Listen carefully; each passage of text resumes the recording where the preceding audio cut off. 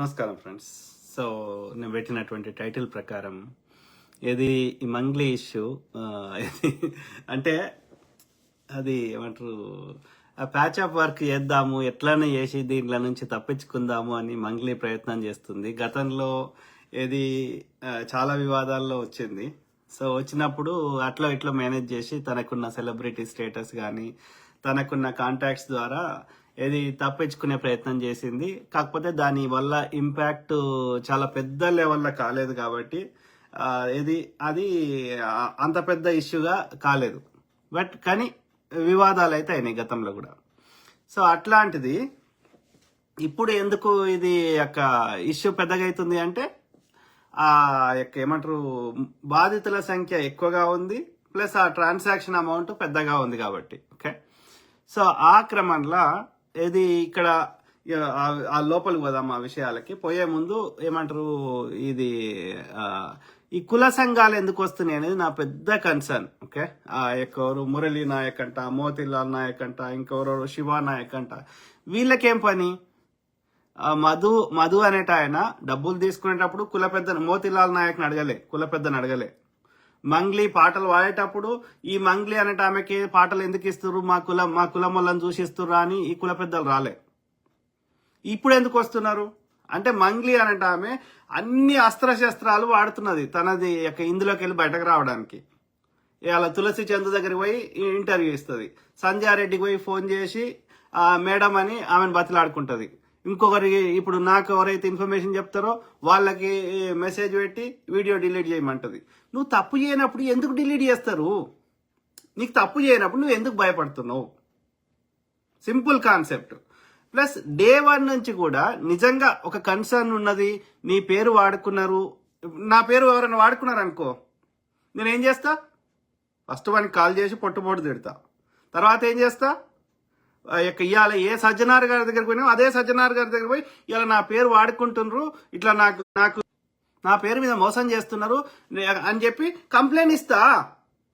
ఈ అమ్మ ఇప్పటి వరకు మధు మీద కంప్లైంట్ ఇవ్వలే. ఎవరి మీద ఇచ్చింది కంప్లైంట్? సుబ్బారావు, బాధితుల తరఫున పోరాడుతున్న సుబ్బారావు మీద ఇచ్చింది. సుబ్బారావుకు తాగిన వారిని టెస్ట్ చేస్తారంట పోలీసు వాళ్ళు. ఎందుకని?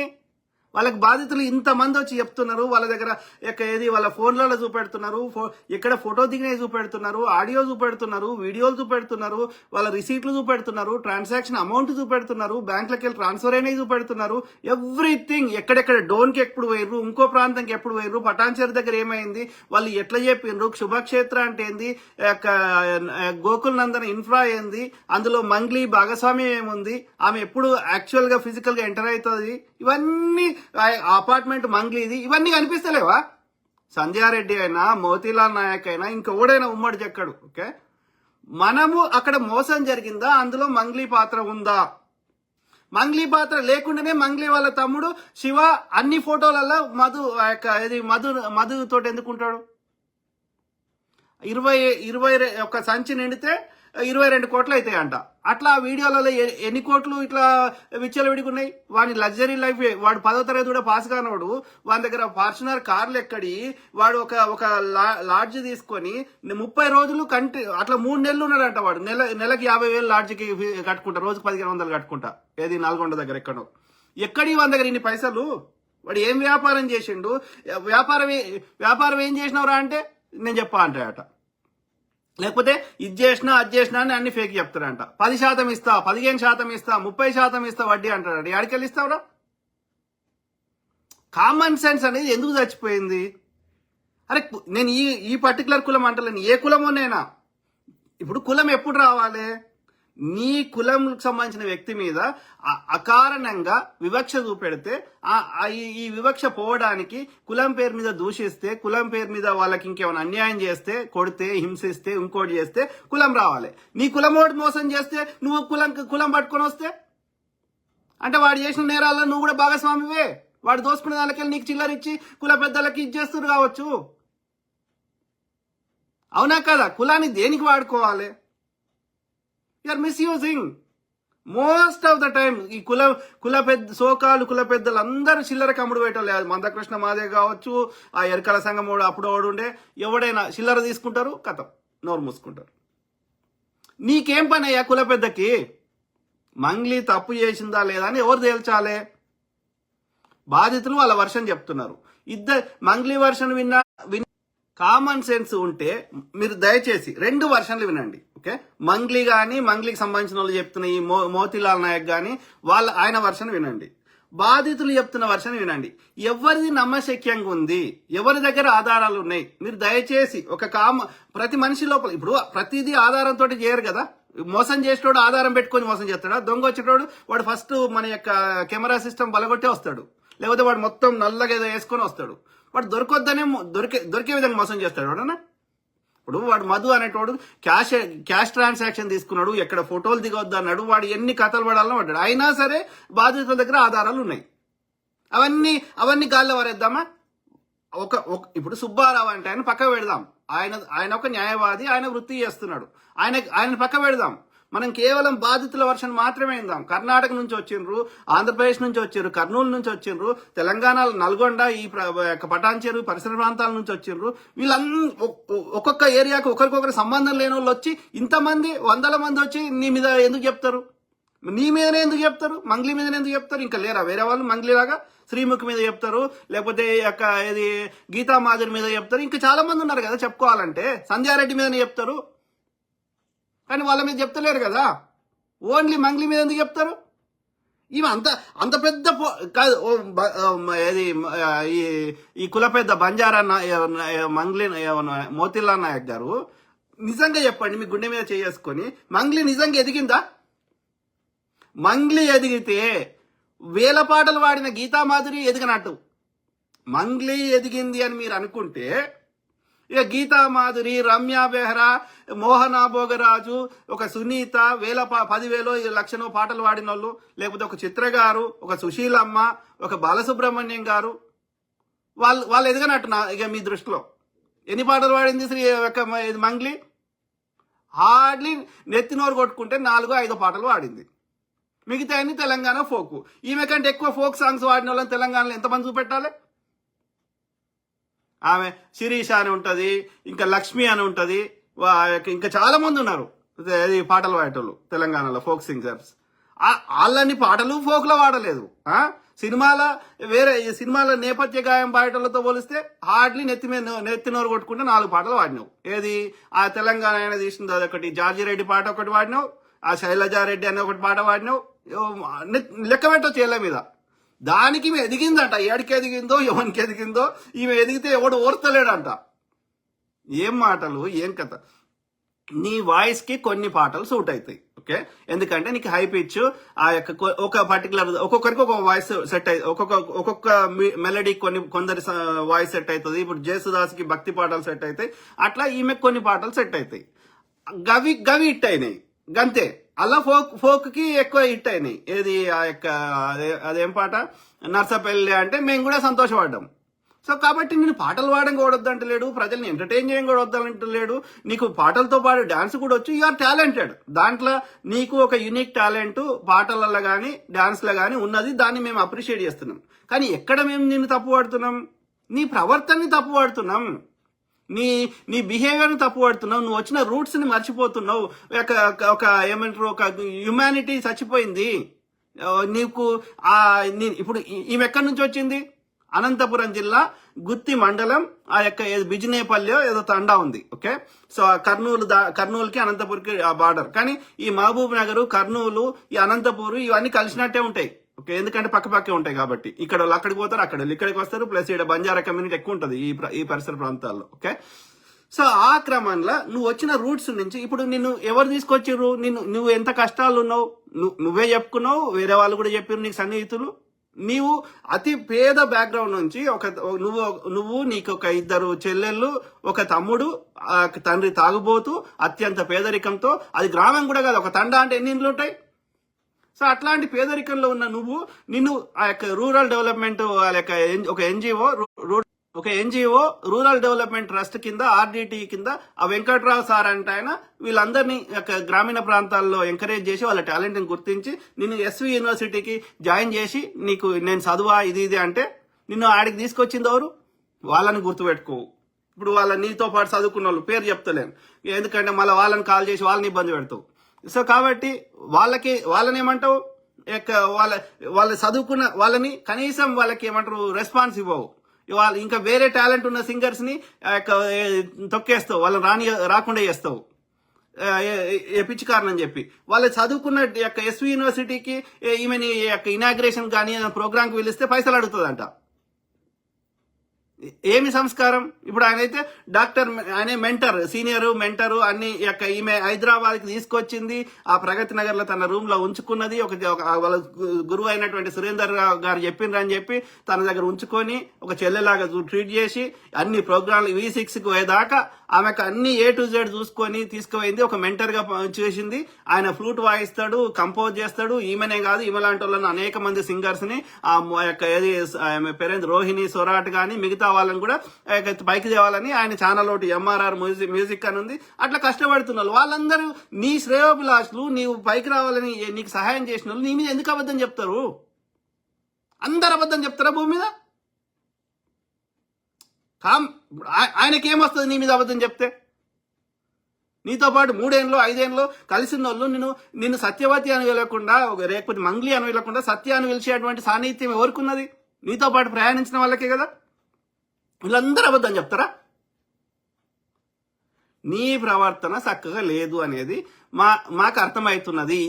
ఇంతమంది నుంచి ఫీడ్బ్యాక్ వచ్చిన దాన్ని బట్టి ఇన్ని వివాదాలు నువ్వే ఎందుకు ఇరుక్కుంటున్నావు, వేరే వాళ్ళు ఎందుకు ఇరుక్కుంటలేరు అంటే సంథింగ్ నువ్వు ఎక్కడో నీ ప్రవర్తన, నీ యొక్క బిహేవియర్, నీ అడ్డదారులు, నీ పైసల పిచ్చితనము ఇవి చాలా ఎక్కువ ఉన్నాయి. ఇప్పుడు డాక్టర్ రమేష్ బ్రదర్ నాకు చాలాసార్లు చెప్పిండు, ఏమని? పైసా, ఎప్పుడు చూసినా పైసా పైసా పైసా. ఏం చేసుకుంటారయ్యా? చచ్చిపోయాడు నెత్తి మీద కొట్టుకొని పోతారు. నేను పైసలు సంపాదించకొద్దంటలేను, ధర్మ మార్గంలో సంపాదించు, నీ టాలెంట్కి తగ్గట్టుగా పైసలు సంపాదించు, ఎవడొద్దన్నాడు?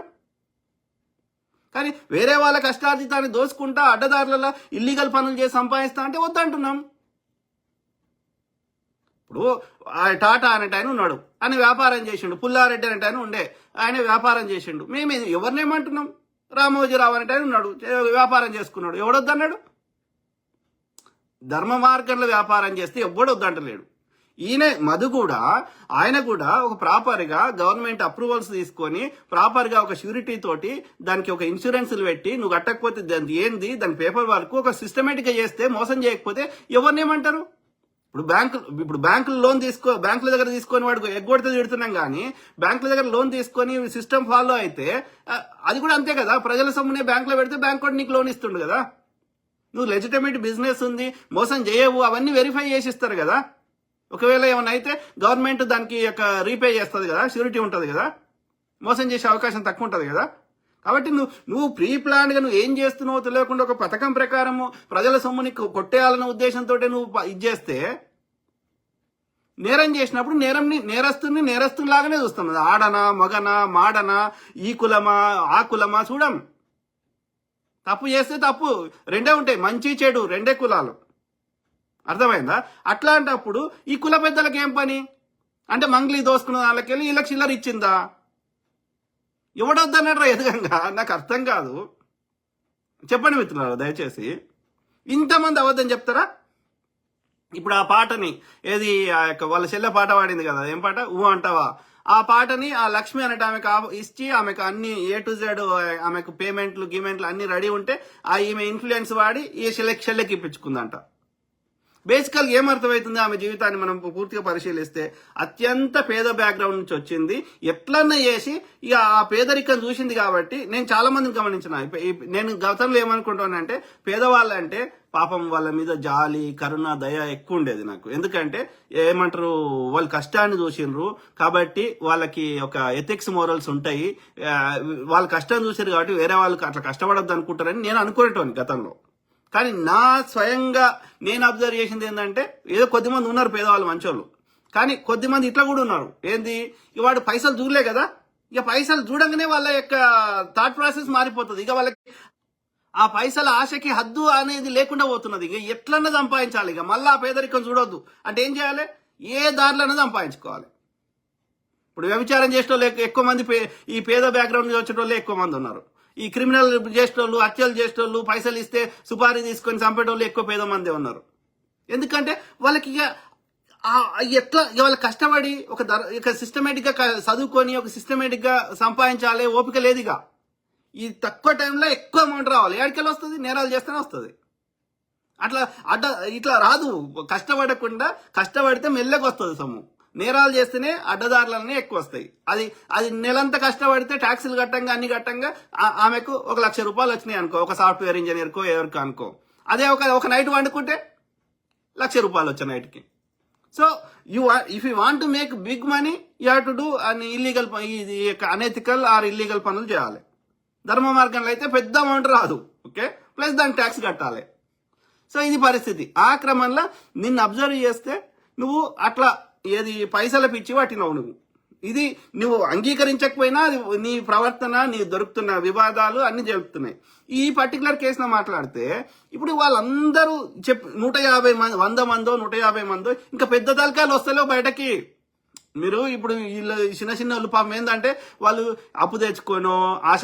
ఇప్పుడు మనిషికి ఆశ ఉంటది. ఏది బ్యాంక్ లో పెట్టుకుంటే ఇప్పుడు ఏమో గతంలోనే కొంచెం వచ్చేది, ఒక 12% అట్లా వచ్చేది. ఇప్పుడు 6%, 9% వస్తే ఎక్కువ. సో అట్లాంటి పరిస్థితుల్లో ఏం చేస్తున్నారు? వీళ్ళు వాడు ఎంత 10%, 15%, 30% ఇస్తామంటే ఆశపడుతున్నారు. ఆశపడి ఆయనతో ఇచ్చిర్రు. వాడు అట్లా ఇప్పుడు ఇయ్యకపోతురు. ఈ మంగ్లీ పేరు చూసి వాడు నమ్మించి స్టార్టింగ్ లో కొన్ని ఇచ్చి వాడు ఈ ప్రాపర్టీ ఉంది వాడు అన్ని కరెక్ట్ గా నమ్మించిండు. సేమ్ కమ్యూనిటీలో ఎక్కువ నమ్మిర్రు. వేరే కమ్యూనిటీలు నమ్మలే కానీ వాటితో పని చేసిన వాళ్ళు నమ్మిర్రు. ఎందుకంటే వాడు 3 ఏళ్ళు 5 ఏళ్ళ నుంచి వాడిని చూసారు కాబట్టి. వాడు ఫార్చ్యూన్ కార్లో తిరుగుతున్నాడు. వాడి సోకులు ఇదంతా చూసి అరే ప్లస్ మంగ్లీ వాళ్ళ తమ్ముని వీళ్ళంతా చూసి ఇక వీళ్ళు ఎట్లా మోసం చేస్తారు, ఇంత పెద్ద నెట్వర్క్ ఉంది అని నమ్మిండ్రు. వాడు కరెక్ట్ గా నమ్మించిండు, వీళ్ళు నమ్మిండ్రు. మోసపోయిన వాళ్ళు తప్పు అంటే వాళ్ళు చదువుకున్న చదువేంది. ఇప్పుడు నమ్ముతాం. ఇప్పుడు నా క్లోజ్ ఫ్రెండ్ నమ్మమా? మా అమ్మని నమ్మొద్దా? మా నాయన నమ్మొద్దా? వాళ్ళని నమ్మి ఏదైనా ఇండియాలో ప్రాపర్టీ కొను ఇంకోటి కొను అంటే వాళ్ళు మోసం చేస్తే భూమి మీద ఎవరిని నమ్మకుండా మనము సమాజంలో బతకగలుగుతామా? కాదట్లా నమ్మాల్సి వస్తుంది. కాబట్టి నమ్మిన వాళ్ళ తప్పు కాదు, ఆ నమ్మక ద్రోహం చేసిన వాళ్ళ తప్పు, నమ్మించి మోసం చేసిన వాళ్ళ తప్పు. అర్థమైందా? చట్ట విరుద్ధంగా అట్లా పైసలు తీసుకోవడం తప్పు. కాబట్టి ఇప్పుడు అది విచారణ జరిగితే ఎవడోడు ఉన్నాడో ముఖ్యంగా మధు రమావతి ఫోన్ ట్రాక్ తీస్తే వాని బ్యాంక్ డేటా, వాని ఫైనాన్షియల్ డేటా, వాని యాప్లు, వాని యొక్క జీపీఎస్, వాని కాల్ డేటా, వాని టెక్స్ట్ మెసేజెస్, వాడి ఎవ్రీథింగ్, వాడి తీసిన ఫోటోలు, వీడియోలు, వాడు ఏడేడు తిరిగిండు, వాని ఫోన్ల, వాని కంప్యూటర్లలో ఏమేమి ఉన్నాయో తీస్తే మొత్తం బయటపడుతుంది. మంగ్లీకి సంబంధం ఉందా లేదా, మంగ్లీ తమ్మునికి సంబంధం ఉందా లేదా అన్ని తెలుస్తాయి కదా. ఓపిక పట్టాలి కదా, వాళ్ళు చేస్తున్నారు కదా. వాళ్ళు పోలీసులు కేసుని టేకప్ చేశారు కదా. ఇప్పుడు ఒక్కటే మిత్రులారా, ఇప్పుడు అది మనకి ప్రూఫ్ తో సహా ఆ సుబ్బారావుని బాధితులు కాంటాక్ట్ అయినప్పుడు సుబ్బారావు మంగ్లీకి ఫోన్ చేసిండు. ఓకే, ఫోన్ చేస్తే వీడేం చేసిండు, మధు అనేటోడు వాడి ఫోన్ ని అబ్స్కాండ్ చేసిండు.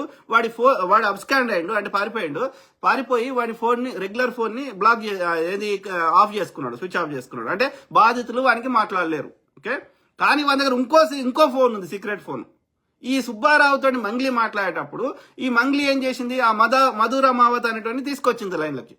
ఈమె ఫోన్ చేస్తే ఆ సీక్రెట్ ఫోన్లో ఎత్తుతాడు. ఆ సీక్రెట్ ఫోన్ బాధితుల దగ్గర లేదు.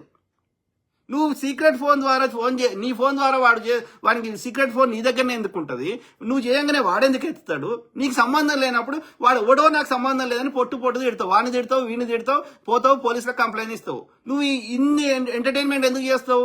ఆయన బొబ్బిలి సురేంద్ర తోటి కలిసి వాళ్ళందరితో కలిసి మీటింగ్ ఎందుకు పెడతావు? ఇప్పుడు నాకు సంబంధం లేనప్పుడు నేను వాళ్ళకి కాలు చేయాలి ఎందుకు పెడతా నేను? అంటే క్లియర్ గా అర్థమవుతున్నది నీకు సంబంధం ఉంది. నీకు ఒక కుట్ర ప్రకారము, అది వాళ్ళు బాధితులు చెప్తున్న వర్షన్ ప్రకారమైనా, నాకు అర్థమైన కాడికైనా నీ చెల్లె లైఫ్ సెటిల్ చేయాలనుకున్నావు, నీ తమ్ముడు లైఫ్ సెటిల్ చేయాలనుకున్నావు. ఈ ఇద్దరు సెటిల్ కావాలంటే ఇద్దరికి ఈ ఇష్యూ తోటి లింక్ ఉంది. ఓకే, ఎందుకంటే చెల్లెకి మధు రమావతి అనేటువంటి లగ్గం చేయాలి, పెళ్లి చేయాలి. ఓకే, ఈ శివ అనేటోడు వానితోటి కలిసి మధు రమావతితో కలిసి వ్యాపారం చేస్తే వీడు సెటిల్ అవుతాడు, తమ్ముడు సెటిల్ అవుతాడు, ప్లస్ నీ చెల్లె సెటిల్ అవుతుంది. ఓకే, ఎందుకంటే నువ్వు లైమ్ లైట్ లో ఉన్నావు కాబట్టి నీ పేరు మీద ఏది చేసినా అది మళ్ళీ దొరికిపోతావు, కాంట్రవర్సీ అవుతుంది కాబట్టి నీ పేరు మీద నెత్తి నోరు పట్టుకోవాలని నీకు లేదు. ఓకే, అనేది మాకు క్లియర్ గా అర్థమవుతున్నది ఇక్కడ. ఇప్పుడు లేకపోతే ఇన్నిసార్లు మాటలు ఎందుకు మారుస్తావు? ఇప్పుడు ఎందుకు అప్రూవర్ అయ్యిండు? స్టార్టింగ్లే కాకపోయిండు వాడు. నీకు ప్రెషర్ బిల్డ్ అవుతున్నా కొద్దీ, ఇష్యూ పెద్దగా అవుతున్నా కొద్దీ నీకు ఏం చేయాలో అర్థం కాక వాడిని అప్రూవ్ గారు పొమ్మంటున్నావు. తర్వాత ఈ కుల సంఘాలను తీసుకొస్తున్నావు. తర్వాత తులసి చంద్ర దగ్గరకు ఇంటర్వ్యూ ఇస్తున్నావు. You want to come out of this. కానీ అట్లా రాలేవు. డేటా అబద్ధం చెప్పది, ఆ ట్రాన్సాక్షన్స్ అబద్ధం చెప్పయి, నువ్వు దిగిన ఫోటోలు అబద్ధం చెప్పయి, వాడు లెక్క పెట్టిన పైసలు అబద్ధం చెప్పయి. బుద్ధి లేదు నీకు. ఇప్పటికైనా దీని నుంచి దీని నుంచి పరిష్కారం ఏంది అంటే, వేరే దేశాల్లో అయితే నువ్వు తిరిగి డబ్బులు ఇచ్చినా లోపల వారేస్తారు, 20 ఏళ్ళు 30 ఏళ్ళు వారేస్తారు. ఓకే, ఎందుకంటే నీ నేర ప్రవృత్తిని శిక్షిస్తారు వాళ్ళు. మీరు ఎన్నోసార్లు ఈ యొక్క ఆ వాల్మార్ట్ల ఈ టార్గెట్ల ఆడిడ దొంగతనం చేసినవి ఉన్నాయి కదా, అందులో వాళ్ళు మేము డబ్బులు కడతామన్నా కానీ ఇట్స్ టూ లేట్. ఎందుకని? నీ డబ్బుల గురించి కాదు, ఇప్పుడు నీ నేర ప్రవృత్తికి శిక్షిస్తున్నారు. అంటే నీ మైండ్ అట్లా ఉన్నది కాబట్టి నిన్ను శిక్షించకపోతే మళ్ళీ చేసే అవకాశం ఉంది. ఇప్పుడు నిన్ను వదిలేస్తే డబ్బులు ఇచ్చినా సరే, అర్థమైందా? కాబట్టి ఫ్యూచర్ లో ఇంకెక్కువ మంది మీ గ్యాంగ్ బారిన పడవచ్చు. కాబట్టి సిగ్గుశరం లేదు కులనాయకులారా, మీరెందుకు వస్తారు అయ్యా? మీకేం పని ఈ విషయంలో? మంగ్లీ తప్పు చేస్తే మంగ్లీని అంటారు, రేపు ఇంకో కులం బోర్డు చేస్తే వాని కూడా అంటారు, రేపు నేను చేస్తే నన్ను కూడా అంటారు. కానీ కులానికి ఏం సంబంధం? కామన్ సెన్స్ అనేది ఎందుకు లేదు? ఇప్పుడు వాళ్ళు ఎక్కువ మంది, మళ్ళీ ఇంకా దరిద్రం ఏంటంటే వీడిని నమ్మరు కదా వేరే కులపోళ్ళు. సో వాళ్ళు ఎక్కువ మంది బాధితులు మళ్ళీ బంజారాలే ఉన్నారు. మరి వాళ్ళ బంజారా కమ్యూనిటీలో ఒక ఎదిగింది అని వాళ్ళు అనుకుంటున్న మంగ్లీ చెప్తే, మంగ్లీని నమ్మి ఇచ్చిర్రు బంజారా వాళ్ళు. నీ తోటి బంజారాకు నష్టం జరిగింది, మంగ్లీ అండ్ గ్యాంగ్ నష్టం చేస్తే మీరు మంగ్లీకి ఎట్లా సపోర్ట్ చేస్తారా అయ్యా? ఆ నష్టపోయిన బంజారాలకు సపోర్ట్ చేయాలి కదా. ఎందుకంటే ఆ నష్టపోయిన చిల్లర ఇయ్యాడు కదా మీకు. మంగ్లీ దోసుకున్నాడైతే ఇస్తాడు కదా. సిగ్గుశరం లేదు మోతీలాల్ నాయకు, ఇంకో నాయకు. ఆమె పుట్టినప్పుడు పేరు, వాళ్ళ నాయన పేరు బాలు నాయక్. ఓకే, వాళ్ళ అమ్మ పేరు లక్ష్మి. ఈమె సత్యవతి రాథోడ్ అని పెట్టుకుంది. బాలు నాయక్ నుంచి సత్యవతి ముదావత్ రాథోడ్ అని ముదావత్ని అది రాయదు, సత్యవతి రాథోడ్ అని రాసుకుంటది. సత్యవతి రాథోడ్ ముదావత్ రాథోడ్ నుంచి మరి బాలు నాయక్ నుంచి ఇప్పుడు చౌహాన్. ఇట్లా మారుతాయి తోకలు? నాకు అర్థం కాదు. ఇప్పుడు నేను పుట్టినప్పుడు రజనీకాంత్ బోర్డనే ఉంది, ఇప్పుడు రజనీకాంత్ బోర్డనే ఉంది. అమెరికన్స్ రాదు కాబట్టి రాజు అని చిన్నగా రాసుకున్నా ఫస్ట్ నేమ్. కానీ లాస్ట్ నేమ్ ఎప్పుడు మారలేదే, ఇంటి పేరు ఎప్పుడు మారదే, సర్నేమ్ ఎప్పుడు మారదే. ఎవరికైనా ఆడోళ్లకు పెళ్ళైనాక మారుతుంది, మొగడి పేరు వస్తుంది, పెళ్లి కాకముందు భర్త పేరు వస్తుంది. కానీ ఇప్పుడు చాలా మంది పెళ్ళైనా కూడా మార్చుకుంటలేరు, సర్టిఫికేట్ లేదో అదే ఉంచుకుంటున్నారు. సో అట్లాంటప్పుడు నీకు ఇన్ని తోకలు ఎందుకు ఎడకలు వచ్చినాయి? అదే నీకు అవార్డులు కాదు కదా. అంటే ఏంది? మేము ఆ రాజస్థాన్ లో కల్చర్ ఏందో మనకు తెలియదు కాబట్టి మేము పృథ్వీరాజ్ చౌహాన్ వారసులం అని చెప్పుకోవాలి. ఈ రాతోడ్లు తోకలు ఇవి వేపుకుంటే మాకంత విలువయ్యారేమో అని చెప్పి ఈ పృథ్వీరాజ్ చౌహాన్ మా తాత ముత్తాత అని చెప్పుకుంటున్నారు. వాళ్ళు ఢిల్లీలో వెళ్ళిన రాజులు, మొఘళ్ళనే గజగడలాడించిన రాజులు వాళ్ళు మీరు అక్కడ బతకలేక ఉప్పాముకోవడానికి ఇక్కడికి వచ్చి మళ్ళీ మీరు చెప్తా అంటే ఎట్లా కలుస్తుంది? ఒక దిక్కేమో రాజులు అని చెప్పుకుంటారు, ఒక దిక్కేమో బంజారాలం గిరిజనులము మేము అడక తింటామని చెప్పుకుంటారు. ఆ ఇందిరాగాంధీ పుణ్యం వల్ల వీళ్ళని ఎస్టీలో యాడ్ చేసింది కానీ ఊరవతలు ఉన్నారని. కానీ రియల్ గా ఎస్టీ రిజర్వేషన్లలో నష్టపోతున్న వాళ్ళు ఎవరు రాయ్యా? గోండులు, చెంచులు, ఆ యొక్క కోయలు, మూలవాసులు. వాళ్ళ లోపల చదువుకున్న వాళ్ళు ఎంతమంది? ఆ ఎస్టీలకు వచ్చే 7% వాళ్ళకు కోయలకు ఎన్ని ఉద్యోగాలు వస్తున్నాయి, చెంచులకు ఎన్ని వస్తున్నాయి, గోండులకు ఎన్ని వస్తున్నాయి, వాళ్ళకి వచ్చేటి అన్ని ఇళ్ళే దొక్కుపోతున్నారు. ఈ పోలీసులలో 2-3 IPSలు ఈ బంజారాలు ఉన్నారు కదా, వాళ్ళ సహాయం తీసుకొని నేను ఈ కుల సంఘాల సహాయం తీసుకొని నేను ఏం చేసినా చెల్లుతుంది అనుకుంటే, లేకపోతే ఆడ కేటీఆర్ పరిచయమో, కేటీఆర్ ఇది లేకపోతే కిషన్ రెడ్డి పరిచయమో, దోసుకునే వాళ్ళందరూ ఇల్లీగల్ పని చేసిన వాళ్ళందరూ బీజేపీ బీఆర్ఎస్కే సంకనాకుతారు. ఎందుకంటే ఇవన్నీ కవర్ చేసి వీడు దోసుకునే దానికి వాటాలు తీసుకుని వీళ్ళని రక్షించేటోడు బీజేపీ బీఆర్ఎస్ వాడు. కాబట్టి ఈ ఇల్లీగల్ యాక్టివిటీస్ చేసిన వాళ్ళందరూ అడ్డదారులు దోసుకునే వాళ్ళందరూ బీజేపీ కన్నా బీఆర్ఎస్ కన్నా సపోర్ట్ చేస్తారు, ఇంక్లూడింగ్ వ్యభిచారులు, లంచాలు కూడా. Okay, very unfortunate. దానివల్ల నష్టమోరు జరుగుతుంది. సామాన్యులకి, పేదవారికి, మధ్యతరగతి వారికి, సామాన్యులకి, ఎలాంటి ఇన్ఫ్లుయెన్స్ లేని వారికి దీన్ని చూస్తూ ఊరుకుందామా? అట్లా బీఆర్ఎస్ చేస్తేనే వాడిని కర్రు కాల్చిర్రు, బీజేపీని చేస్తున్నారు కానీ వాడు మోసం చేస్తున్నాడు ఎన్నికలలో. సిగ్గుశరం ఉండాలి మంగ్లీ. ఎంతమంది చెప్తున్నారు? ఆ V6 దామోదర్ రెడ్డి అనే ఆయనతో అఫేర్ ఉందని ఒక బ్రదర్ చెప్తాడు. లేదు వాళ్ళ నాయన అయితే ఆయనతో పెళ్లి అయిందని చెప్తున్నాడని చెప్తారు. చిన్నప్పుడు యొక్క పెళ్లి అయిందంట. పెళ్లి అయితే ఆ నాగేశ్వరరావు అంటే పెళ్లి అయితే కొన్ని రోజులు ఈసీఐఎల్ దగ్గర ఉండి తర్వాత వాళ్ళు విడిపోయారట. అది మళ్ళా బ్రదర్ నాకు చెప్తే ఆయన తిడుతుంది. నాకు అది బాల్య వివాహం, దాన్ని కూడా వివాహం అంటారా అంటే, నీ జీవితంలో ఏమైందో ఎవరికి తెలిసిందో వాళ్ళు చెప్తున్నారు. ఇప్పుడు నీకు వివాహం అయిందో లేదో తెలుసుకోవాలంటే నీ ఊరికి పోతే అయిపోయా, తెలిసిపోదా? అంత పెద్ద కష్టమైన పైన. నీకు పెళ్ళి అయినా విడిపోయినా నిన్ను చేసుకునేటోడు, నువ్వు అందంగా ఉన్నావు, నీ దగ్గర పైసలు ఉన్నాయి, నిన్ను చేసుకునేటోడు మస్తు మంది ఉన్నారు కదా. కానీ నీకు చేసుకునేది లేదు. నీకు పైసలు బగ్గ సంపాదించి ఫ్యామిలీని సెట్ చేయాలి, నీ ఆలోచనలు వేరు. సరే, నేనేం తప్పు పడతలేను. యాజ్ లాంగ్ యాజ్ నీ టాలెంట్నో, నీ కష్టాన్నో, ధర్మ మార్గంలో వ్యాపారం చేసో సంపాదించుకుంటే నేను ఎవరిని ఏమంటలేం. అట్లా చాలా మంది సంపాదించుకుంటారు, చాలా మంది ధర్మ మార్గంలో బతుకుతారు. వేరే వాళ్ళ యొక్క కష్టార్జితాన్ని దోసుకున్నప్పుడు మనము అనాల్సి వస్తున్నది. అందులో నీ ఇన్వాల్వ్మెంట్ లేకుండా ఇది జరిగింది అని మా చెవుల తామర పూలు పెట్టగలుగుతాయేమో, టెక్నికల్ గా యొక్క ఎవిడెన్స్ ని నువ్వు ఒక కుట్ర ప్రకారం తప్పించుకోగలుగుతాయేమో శిక్ష నుంచి, కానీ మా హృదయాల నుంచి, బాధితుల హృదయాల నుంచి, వాళ్ళ వర్షన్ నుంచి నువ్వు తప్పించుకోలేవు మంగ్లీ. ఓకే, నీ సింగింగ్ టాలెంట్ ని మేము అప్రిషియేట్ చేస్తాం. కొన్ని పాటలకు నీ వాయిస్ సెట్ అవుతుంది అంతవరకే. Okay, but that does not mean నీ ఈ పైసల పిచ్చిని, నీ అడ్డదారులని, ఈ ప్రవర్తనని మేము 1% కూడా ఎంకరేజ్ చేయము. కులాలకి మతాలకి అతీతంగా నా తమ్ముడు చెల్లె తప్పు చేసినా ఇట్లనే మాట్లాడతా. ఓకే, ఆలోచించండి మిత్రులారా. ఓకే, వాళ్ళు కూడా ఏ కులపోడైనా వాళ్ళు కూడా నీ అన్నలు తమ్ముళ్ళు చెల్లెలతో సమానమే కదా, కాదా? నీ బాధితులు నీకు చెల్లెలు అక్కలతో సమానం కాదా మంగ్లీ? మోతీలాల్ నాయక్ వాళ్ళు నీ బిడ్డలు కాదా? బంజారా బిడ్డలే మీ బిడ్డలా? మేమెవరం? గాడిదలమా? బాధితులకు నష్టం జరిగితే వాళ్ళ ఇంట్లో పని వదిలేసి వాళ్ళ మొగుళ్ళు తిడుతుంటే, వాళ్ళ యొక్క అత్తమామ తిడుతుంటే అవన్నీ కాదని చెప్పి వాళ్ళు రోడ్ల మీదకి వచ్చి అలా ఆ యొక్క కర్ణాటక నుంచి ఒక ఆమె వచ్చి వాళ్ళందరూ బాధపడుతుంటే వాళ్ళు నీ బిడ్డలు కాదా? బంజారా బిడ్డలే మీ బిడ్డలా? సిగ్గుశరం ఉండాలే. ఆ మంగ్లీ దోసుకున్న దానిలోకి వెళ్ళి చిల్లర తీసుకొని మంగ్లీ పాట పాడతా అంటే తులసి చందాని ఆమెకి సిగ్గుశరం లేదు కదా. ఎప్పుడు చూసినా దోషుల తరపునే ఆమె ఈ ఛానల్ పెట్టుకునేది, దోషుల తరపునే ఇది చేస్తుంది. అన్ని అబద్ధాలే. ఆ ఫోక్సో కేసులో అన్ని. ఎందుకంటే ఆ బీఆర్ఎస్ లో ఆర్ఎస్ ప్రవీణ్ గాడు వానితోటి కుమ్మక్క ఈ బీఆర్ఎస్ వాళ్ళు సంకనాకుతారు దోపిడి దాంట్లో. ఈమె కూడా చిల్లర తీసుకుంటుంది. ఇంకా బయటకు రావాలి ఈమె కూడా కథలు. దొంగలు తయారయ్యారు. ఎవరిని నమ్మలేని పరిస్థితి వచ్చింది భూమి మీద. ఎందుకురా?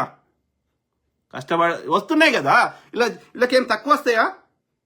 ఇప్పుడు తులసి చంద్రకి ఆమెకి వస్తలేవా ఈ ఛానళ్ళ గిన్నెలలో? అయినా సరే అవి సరిపోవు. ఇది పేరుకి ఛానళ్ళు.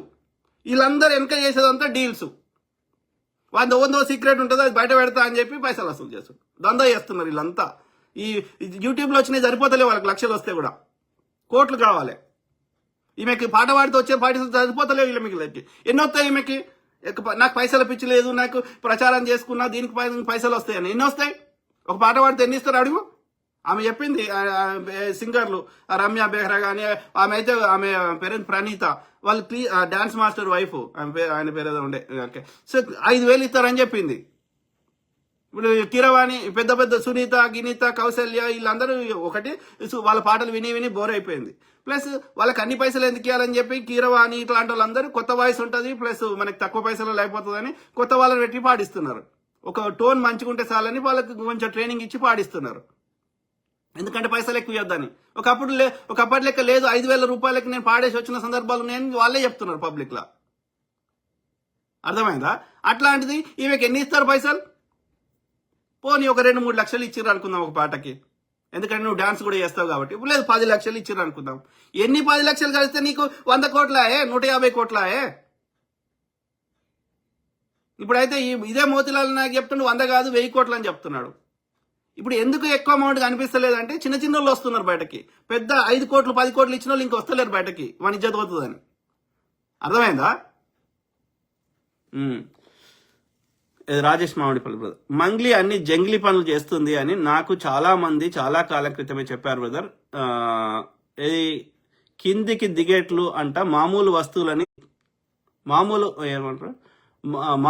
వస్తువులని చీప్ గా కాల్తో తడినట్టు తగ్గుతుంది అని చూసిన వారు చెప్పారు. అవును బ్రదర్, ఇప్పుడు ఈవెన్ ఇప్పటికి కూడా మీరు ఎవరైతే ఇప్పుడు ఈ యొక్క పబ్లిక్ లో వచ్చి ఏడుస్తుంది కదా మీడియా ముందట, కానీ మీడియా ముందట ఇప్పుడు ఛానళ్ళలో ఇంటర్వ్యూలలో కానీ ఆమె విక్టిమ్ రోల్ ప్లే చేస్తుంది కదా, సజ్జనార్ దగ్గర పోయి ఇది చేస్తుంది కదా, కానీ వీళ్ళు ఎవరైతే మాట్లాడతారు కదా ఫోన్లో కానీ డైరెక్ట్ ఇన్ పర్సన్ కానీ వాళ్ళని పొట్టు తిడుతున్నది బూతులతో సహా, లకారాలతో సహా. వాళ్ళ తమ్ముడు అయితే లకారానికి తగ్గనే తగ్గడు. అంటే బయట చూపెట్టే ఫేస్ వేరున్నది, ఈడనేమో విక్టిమ్ రోల్ ప్లే చేస్తుంది, లోపలనేమో ఇక ఇప్పుడు మొన్న ఏంది ఆయన పేరేంది సుబ్బారావు అది మీటింగ్ అయింది కదా పూజారి నాగేశ్వరరావు ఆఫీస్లో, వాళ్ళందరూ అబద్ధం చెప్తారా? సుబ్బారావు కాదు, ఇంకా వేరే వాళ్ళు, కార్తిక్ అంటే ఆయన, ఇంకా వేరే వాళ్ళు కూడా గింత గలీజ్ గా వాడు వీడు లేకపోతే బూతులు లకారాలు గంత అగ్రెసివ్ గా ఒక్క బాధితుడు గాని ఒక సుబ్బారావు గాని నేను గాని ఒక్క వర్డ్ కూడా ఆమెని గలీజ్ గా లకారంతోటో లేకపోతే అది ఇది అని మాట్లాడలేదు. మంగ్లీ గారనే రెస్పెక్ట్ ఇచ్చి మాట్లాడుతున్నాం. కానీ ఆమె గాని వాళ్ళ తమ్ముడు గాని చేసినప్పుడు నేరాలు చేసుకుంటా దాన్ని కవర్ చేయడానికి నాకు వాడు తెలుసు వీడు తెలుసు, నీకు ఇచ్చేస్తా నువ్వు చంపేస్తా, ఇంకా రకరకాలుగా బెదిరింపులు, లోపలనేమో అది బయటకేమో మళ్ళీ విక్టిమ్ రోల్. ఇటువంటి వరకు మంగ్లీ ఎవరిని ఉల్లు చేయలేవు. ఓకే, ప్లీజ్ ఇంకా కావాలంటే లైవ్లో వచ్చి మాట్లాడు. మంచి అమ్మాయి లేదు, గుణం మంచి లేదు. రాజేష్ మామిడిపల్లి బ్రదర్, మంగ్లీ గారికి డబ్బు పిచ్చి పట్టింది. కరెక్ట్ బ్రదర్, డబ్బు ఏం చేసుకుంటారో నాకు అర్థమై సావదు.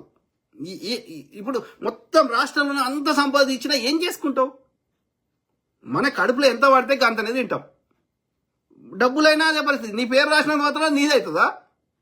అది భూమిదే, ఎల్లకాలం భూమికే ఉంటుంది. నువ్వు ఎన్ని పేర్లన్నా రాసుకో. చంద్రమండలం ఉంది, నువ్వు పేరు చంద్రుడు నాదే అని రాసుకుంటే నీది అయిపోతుందా? సో రాజేష్ మామిడిపల్లి, మంగ్లీ గారికి డబ్బు పిచ్చి పట్టింది బ్రదర్. భారతదేశంలో అంతా డబ్బు అనేది ఒకటి, ఏ పని చేసినా ఎంజాయ్ చేయాలి, ఇంక్లూడింగ్ డబ్బు సంపాదన కూడా. ఓకే, దాన్ని వేరే వాళ్ళకి నష్టం కాకుండా నీకున్న టాలెంటో నీకున్న కష్టమో ఏదైనా వేరే సమాజానికి ఎంతో కొంత దానివల్ల మేలు జరిగితే ఇది వేరే వాళ్ళ యొక్క కష్టార్జితాన్ని దోసుకోకుండా సంపాదించుకో, తిన్న తరగనంత సంపాదించుకో. ఆ సంపాదించుకునే క్రమంలో అడ్డమైన రోగాలు తెచ్చుకొని 100 ఏళ్ళు బతకాల్సిన వాడివి ఆ యొక్క స్ట్రెస్ నుంచి బయటకు రావడానికి అడ్డమైన అలవాట్లు చేసుకొని 50 ఏళ్లకే అనేక రోగాలతో చచ్చిపో. ఆ చచ్చిపోయినప్పుడు నువ్వు సంపాదించిన అన్ని తీసి నీ నెత్తి మీద పెట్టి ఆ యొక్క కట్టెలు పెట్టే బదులు ఆ బంగారం పెట్టి కాలుస్తే నీ శరీరం కాలుతుందో లేదో చూద్దాం. సిగ్గుశరం లేని గాడి కొడుకులు. డబ్బు ఉంటేనే విలువ. ఎవడు చెప్పిండు బ్రదర్, ఎవడు చెప్పిండు? అయితే తీసుకోమంటున్నా. డబ్బుకి అంత విలువ అంటే చచ్చిపోయేటప్పుడు తీసుకోమని అయ్యా. ఓకే, అన్నం తినకండి, డబ్బులే తినండి. ఓకే, అవి కాగితాలు, అవి మెటల్. బంగారం అనేది ఒక మెటల్, భూమిలో దొరికే ఒక ఇనుము లెక్క, రాగి లెక్క, అది ఒక మెటల్. ఈవెన్ డబ్బులు కూడా కాగితాలు. అర్థమైందా? దానికి మన ఆర్బీఐ గవర్నమెంట్ దానికి ఒక విలువ పెడితే అది విలువ ఉంది, లేకపోతే అది చిత్తు కాగితం. తిను మరి ఆ కాగితం. అన్నం తింటాం, డబ్బులు తినం. కామన్ సెన్స్ అనేది ఉండాలి. అశోక్ నాస్తిక్ అన్నగారు జై భీమ్ బ్రదర్. కాదు బ్రదర్, మన పూర్వీకుల దగ్గర ఎన్ని పైసలు ఉండే అని వాళ్ళు 100 ఏళ్ళు ఆరోగ్యంగా సంతోషంగా బతికిన వాళ్ళు మన పూర్వీకులు, మన అమ్మమ్మ తాతమ్మ లేకపోతే వాళ్ళ తరతరాలు గట్ల బతికిన వాళ్ళు అప్పుడు గిన్ని మెంటల్ హాస్పిటల్ లేవు, గిన్ని పరుపులు లేవు, గింతమంది డాక్టర్లు లేరు, గిన్ని ఫెసిలిటీస్ లేవు, గిన్ని ఇంటర్నెట్ లేవు, గిన్ని ఫోన్ లేవు, అయినా సంతోషంగా 100 ఏళ్ళు బతికినరా లేదా ఆ రోజులలో? అంటే మనిషి బతకడానికి ఎంత అవసరమో గంత ఉంటే చాలు. కూడు గూడు గుడ్డ కనీస అవసరాలు ఉంటే చాలు. మిగతా ఏం చేసుకుంటావు? ముక్కిపోతాయి, చచ్చిపోతావు, అంతే కదా. నీ అవసరం తీరినాక డబ్బులకు విలువ లేదు, అవి చిత్తు కాగితాలు. కాబట్టి నువ్వు ఎంత అవసరమో అంత సంపాదించుకో, అది కూడా మంచి మార్గంలో సంపాదించుకో, ఉన్న దానిలో సంతృప్తిగా బతుకు, 100 ఏళ్ళు ఆరోగ్యంగా బతుకు. కామన్ సెన్స్ అనేది చచ్చిపోయిందని నేను అంటున్నా. ఇక్కడ ఏం లేదు. అక్కడ బుద్ధి అనేది యొక్క ఏమంటారు, మనం ఏం చేస్తున్నామో తెలియకుండా పనులు చేస్తున్న వాళ్ళ సంఖ్య ఎక్కువైతుంది రోజు రోజుకి. కామన్ సెన్స్ అనేది చచ్చిపోయింది. అవర్ ప్రయారిటీస్ చచ్చిపోయినాయి. సో రాజేష్ మామిడి, సందర్భం కాకుండా అడుగుతున్నాను. నేను ఇంతకు ముందు చాలాసార్లు అడుగుదాం అనుకున్నాను, మర్చిపోయాను. ఈ మధ్యలో కొత్తగా ఏంది బ్రదర్, డింక్ అని కొత్తగా వస్తుంది, విన్నారా brother? Dual income no kids, అంతేనా బ్రదర్? No kids. దీని గురించి కొంచెం చెప్పండి. పిల్లలు వద్దనుకోవడం కరెక్టా కాదా? అంటే ఎవరి ఇష్టం వారిది, కానీ భవిష్యత్తు అవన్నీ దృష్టిలో ఉంచుకొని మీ పిల్లలు ఇలాంటి నిర్ణయం తీసుకుంటే మీరు ఏం చెప్తారు? అసలు దీని గురించి ఏమంటారు? పిల్లలు వద్దు మాకు అనుకోవడం గురించి సిగ్గు శరం ఉండాలి బ్రదర్. అంటే నిన్న అంటలేను, ఎవరైతే అట్లా ఆలోచిస్తారో వాళ్ళని అంటున్నా. ఎందుకంటే మీ అమ్మ నాయన కూడా వద్దనుకుంటే నువ్వు ఇవాళ భూమి మీద నేను ఉండేటోన్నా? ఇట్లా అందరు అనుకుంటే భూమి మీద నెక్స్ట్ జనరేషన్ ఉంటుందా? జీవం ఉంటుందా? అంటే మనుషులు భూమి మీద ఉండకూడదని నిర్ణయించుకున్నారా? మీతోటే ఇప్పుడు వీళ్ళతోటే ఇక డ్యూయల్ ఇన్కమ్ నో కిడ్స్ అంటే వీళ్ళ తర్వాత ఇక నెక్స్ట్ భూమి మీద మనిషి ఉంటాడు. ఇక భూమి మీద ఏముంటాయి అంటే కుక్కలు, లేకపోతే ఎరుగులు, ఎలుకలు, ఇవే ఉంటాయి అన్నాడు, చీమలు, ఇవే. ఉండొద్దా మనిషి? నెక్స్ట్ జనరేషన్ ఉండొద్దా? జామ చెట్టు అది గింజలు కింద పడతాయి కదా చెట్టు పండు అయినాక, ఆ పండు నుంచి గింజలు మళ్ళీ కొత్త జామ చెట్టు వస్తుంది కదా, రైట్? అట్లా ప్రతి జీవి తన యొక్క పునరుత్పత్తి చేస్తుంది కదా. అది బొద్దింక కావచ్చు, లేకపోతే చీమ కావచ్చు, ఏనుగు కావచ్చు, చెట్లైనా లేకపోతే ఇంకోటైనా. మరి మనిషికి పునరుత్పాదన నెక్స్ట్ జనరేషన్ ఉండొద్దా? కామన్ సెన్స్ అడుగుతున్నాను. సో కాబట్టి ఉండాలి. అట్లీస్ట్ ఒక ఇద్దరు ముగ్గురు అన్న ఉండాలి. ఇల్లు సందడిగా ఉంటుంది. వాళ్ళకి మనకి ఏ కారణం చేత మనం చచ్చిపోయినా వాళ్ళకి ఒక తోడు నీడ ఉంటారు. వాళ్ళ ముచ్చడి చెప్పుకోవడానికి, మంచి చెడికి సపోర్ట్ సిస్టమ్ ఉంటుంది. కాబట్టి అట్లీస్ట్ ఒక ఇద్దరన్నా ముగ్గురన్నా ఉండాలి పిల్లలు. ఓకే, అట్లీస్ట్ ఇద్దరన్నా ఉండాలి కనీసం. ఒక్కరినే కంటారు. ఒక్కరిని కంటే అది ఇంకా అది పనిష్మెంట్. వానికి ఒక ఆడుకోవడానికి ఎవరు ఉండరు, ముచ్చడి చెప్పుకోవడానికి ఎవరు ఉండరు. మనకేమన్నా అయితే వాళ్ళకి ముచ్చడి ఏది ఒక తోడు ఉండదు, నీడ ఉండదు. అట్లీస్ట్ ఇద్దరు కానీ ముగ్గురు కానీ ఉండాలి పిల్లలు. అది అట్లా లేకుండా ఆలోచించే వాళ్ళకి బుద్ధి, సిగ్గు, శరం, మానం, లజ్జ లేదు. స్వార్థపరులు, స్వార్థం కూడా కాదు. వాడు ఏం చేస్తుండో వానికే తెలియదు. అర్థమైందా? ఆ ఇద్దరు ఇట్లా ఎవరైనా చచ్చిపోయారు అనుకో, ఇక ఇంకోరైతే ఇక 30 ఏళ్ళకే వాళ్ళు ఏమంటారు, ఇక ఎటుకాని పరిస్థితి వాళ్ళది. అర్థమైందా? కాబట్టి పిల్లలు కంపల్సరీ ఉండాలి. అది ఒక ఏమంటారు, వెనకట గొర్రెలు, బర్రెలు, తర్వాత ఏమంటారు యొక్క పంట పొలము, ఇవన్నీ ఆస్తులు ఎట్లనో పిల్లలు కూడా ఒక ఆస్తి. అర్థమైందా? సో పిల్లలు ఉండాలి. సన్నీ వీరమల్ల బోడ గారు, show the evidences instead of stories. ఎవరయ్యా ఏం ఎవిడెన్స్ చూపెట్టాలి? బాధితులు చూపెట్టిన ఎవిడెన్స్ కరెక్ట్ కాదా? సన్నీ వీరమల్ల ఏం ఎవిడెన్స్ కావాలి? నేరం చేసేటోడు నీకు ఎవిడెన్స్ పెట్టి నేరం చేస్తాడా? అయినా ఏమై ఎవిడెన్స్ అయినా బాధితులు తమ యొక్క వర్షన్ చెప్పడమే కాకుండా, కంప్లైంట్ ఇవ్వడమే కాకుండా, ఆ యొక్క పోలీసులు వీళ్ళందరి ఫోన్లు పట్టుకుంటే చాలా ఎవిడెన్స్లు బయటకు వస్తాయి, ఇంక్లూడింగ్ మంగ్లీ ఫోన్ కూడా తీసుకుంటే. ఓకే, అది కాకుండా బాధితుల వర్షన్లో క్లియర్గా ఉంది. ఎక్కడ ఎవిడెన్స్ ఉంది? ఆ మధు అనేటోతో ఈ యొక్క శివ అనేటోడు గన్నిసార్లు ఎందుకు కలిసిండు, అదే ఎవిడెన్స్. అర్థమైందా? బాధితులు ఎవడు ఫోన్ చేసినా ఎత్తాడు. ఆ మంగ్లీ అనేట ఆమె సీక్రెట్ ఫోన్ చేస్తే ఎందుకు ఎత్తాడు ఎప్పుడు ఫోన్ చేసినా? అదే యొక్క ఎవిడెన్స్. అర్థమైందా? ఈ సంబంధం లేనప్పుడు మంగ్లీ అందులోకి ఎందుకు ఇన్వాల్వ్ అయింది డే 1 నుంచి? నాకు ఎవడో తెలియదు అని చెప్పి డే 1లోనే కంప్లైంట్ ఇస్తే నీ మీద నేనేమైనా అలిగేషన్ చేస్తే ఊరుకుంటావా? కంప్లైంట్ ఇవ్వవా? నా దగ్గర ఇది తీసుకున్నావా నీ మీద అంటే ఊరుకుంటావా? పోయి కంప్లైంట్ ఇవ్వవా? ఫలానా రాజుబోడ అంటాడు చెత్తనా కొడుకు నా మీద ఇట్లా ఫాల్స్ అలిగేషన్ ఇస్తుందని చెప్పవా? సో కాబట్టి ఫస్ట్ నుంచి ఈ కేసులో ఎందుకు ఇన్వాల్వ్ అయింది? ఎందుకు పూజారి నాగేశ్వరరావు దగ్గర మీడియేషన్కి వచ్చింది? నువ్వు తప్పు చేయకపోతే నువ్వు తప్పు చేయనప్పుడు పూజారి నాగేశ్వరరావుని లేకపోతే వేణు ఉడుగులని ఎందుకు బదిలాడుకుంటున్నావు? ఈ కేసు సాల్వ్ చేసుకోమని. ఎవిడెన్స్ కావాలంటే ఎవిడెన్స్, సిగ్గుశరం ఉండాలి. వెనకట ఎవిడెన్స్లు ఉన్నాయని కోర్టులు తీర్పులు ఇచ్చినాయా? ఏం ఎవిడెన్స్? రియల్ ఎవిడెన్స్ దొంగ దొరికినట్టు ఏడు.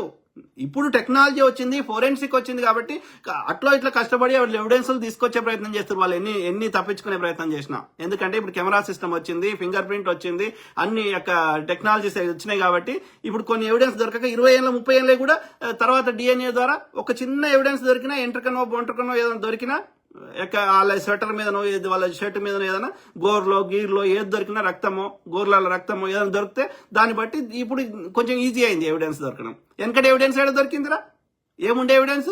నీకు ఫోరెన్సిక్ ఇవి ఏడుండే, కెమెరాలు ఏడుండే, జనాలు చెప్పింది, అక్కడ చూసింది, ఆ సర్కమ్స్టాన్షియల్ ఎవిడెన్స్ ఆడ సిచ్యువేషన్ తగ్గట్టుగా చూసింది. వాటిని వెనకట పాత పాత సినిమాలు చూడండి, కోర్టులో ఆర్గ్యుమెంట్లు అయ్యేటి కదా. వాడు ఎక్కడో చోట వాడిని మాట్లాడిస్తున్నప్పుడు ఎక్కడో చోట వాడు దొరలేటోడు, వాడు దొరికేది ఎక్కడో చోట. ఎక్కడ దొరకకపోతే ఆ చుట్టుపక్కల ఉన్న వాళ్ళు వాళ్ళందరూ చెప్పిన వర్షాన్ని బట్టి, ఆ సర్కమ్స్టాన్షియల్ ఎవిడెన్స్, వాళ్ళ టెస్టిమోని బట్టి, వాళ్ళ వాంగ్మూలాన్ని బట్టి తీర్పిచ్చేటోళ్ళు. దొంగ దొరికేటట్టు చేస్తారా? దొంగ ఎవడన్నా దొరికేటట్టు చేస్తాడు. ఇప్పుడు ఏటీఎం ఎత్తుకోవాలనుకున్నాడు, కాల పెట్టాలనుకున్నాడు, వాడు ఏం చేస్తాడు? మొత్తం కింద నుంచి పై దాకా నల్లగా వేసుకొని వస్తాడు. వాడు ఎడ దొరుకుతాడు? దొరకపోతే చేయనట్టు ఇక వాడు. సిగ్గుశరం ఉండాలి మాట్లాడితే. అన్నమే తింటున్నాం కదా, గడ్డి తింటలేం కదా. మనకు ఆత్మకైతే తెలుస్తుంది. ఇప్పుడు ఎవ్వరు చేయకుండా మన 150 కోట్లు ఆడిపోయినాయి. ఇప్పుడు ఆయన ఇంకో అని చెప్తున్నాడు, మంగ్లీకి ఒక డైమండ్ నెక్లెస్ ఇచ్చిండు మధు అని చెప్తున్నాడు. గని ఫోటోలు ఎందుకు దిగుతారు నీకు సంబంధం లేని వాళ్ళ వ్యక్తులతోటి?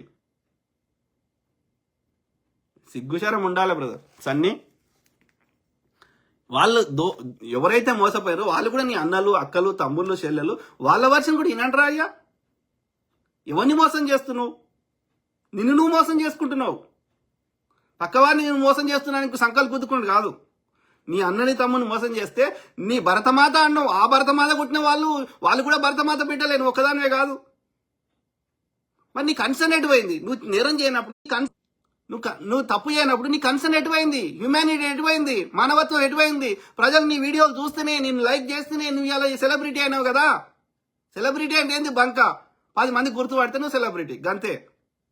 అర్థమైందా? గంతకు మించి ఏం లేదు. సెలబ్రిటీ అంటే నీకు కొమ్మలు రాలే పైకెళ్ళి. నీ లెక్క పాట పాడటం బొచ్చాడు మంది ఉన్నారు, నీకంటే మంచిగా పాటలు పాడటాలు ఇంతమందిని చూపెడతా. కాకపోతే వాళ్ళకి ఆ రైట్ ఛానల్ దొరకక వాళ్ళకి ఆ గుర్తింపు రాలేదు అంతే. నువ్వు సెలబ్రిటీ అంట, నీకు తోకలు వచ్చినాయి అంట, నువ్వు పాటలు పాడినావంట, నువ్వు ఎదిగినావంట. బంక్ ఎదిగినావు, 4 పాటలకు ఎదిగినావు. 1,00,000 పాటలు పాడిన వాళ్ళు నోరు మూసుకొని కూర్చుంటే సిగ్గు శరం లేదు. ఈడు దొంగలు ఉన్నారు, అన్ని కులాలల్లో దొంగలు ఎక్కువయ్యారు. వాడు దోసుకున్న వాళ్ళకి వీళ్ళకి చిల్లర ఇస్తాడు, వీళ్ళు పాట పాడతారు. దొంగలు తయారయ్యారు. పోలీసు వాళ్ళు అట్లనే ఉన్నారు, రాజకీయ నాయకులు అట్లే ఉన్నారు, కుల పెద్దలు అట్లే ఉన్నారు, ఈ బీజేపీ ఆర్ఎస్ అంధభక్తులు అట్లే ఉన్నారు. గాడిది కొడుకులు. సిగ్గుశరం లేదు. 100 మంది బాధపడితే వానికి నొప్పి అయితే లేదు. దోసుకున్న మంగ్లీ గురించి వానికి బాధ అవుతుంది. కుల సంగమానికి, ఈ సన్నీ వీరమల్ లాంటి, ఆ మోతిలాల్ నాయక్ అంటే. మరి 100 మంది చెప్తున్నది వాళ్ళు ఎందుకు వినవరా అయ్యా? నువ్వు నిష్పక్షపాతంగా ఉన్నావు, నీకు మంగ్లీకి ఏం సంబంధం లేదు, ఒక మానవత్వం ఉంది. 2 వర్షం రా. మరి వాడు బాధితులు చూపెట్టింది, వాడు పేపర్ చూపెడుతున్నాడు, సంతకం పెట్టింది చూపెడుతున్నాడు, మంగ్లీ తమ్ముడు ఫోటో దిగింది చూపెడుతున్నాడు. మంగ్లీ ఆగస్ట్ తర్వాత ఆమె యాక్చువల్ ఇనాగ్రేషన్కి వస్తుందని ఉన్నది. వాళ్ళు ఉంటున్న ఇల్లు, ఆ పైసలు దొరికిన ఇల్లు మంగ్లీ పేరు మీద ఉన్నది. ఇవన్నీ ఎవిడెన్స్ కాదురా అయ్యా? ముడ్డి మీద అంతే లంగల్. దొరకరు అనుకున్నారు, ఇంత పెద్ద ఇష్యూ కాదనుకున్నారు. ఇష్యూ అయినాక వీళ్ళకి ఎట్లా రావాలనో వాళ్ళకి అర్థమైతలేదు. ఎస్పెషల్లీ మంగ్లీకి ఏడుస్తున్నది, బెదిరిస్తున్నది, ఎమోషనల్ బ్లాక్మెయిల్ చేస్తున్నది, కుల పెద్దల్ని వాడుతున్నది, మీడియాను వాడుతుంది. ఎన్ని వాడినా ఆడ ఏది నీ ఇన్వాల్వ్మెంట్ ఉంది అనేది క్లియర్గా అర్థమవుతుంది. నీది, నీ కాబోయే మరిదిది, నీ చెల్లె డైరెక్ట్ లేదు కానీ, బట్ మీ తమ్ముంది, మీరు ముగ్గురు అయితే ఉన్నది. ఏది మీ కాబోయే బామ్మరిది శివ, నీ తమ్ముంది, అట్లనే మంగ్లీది.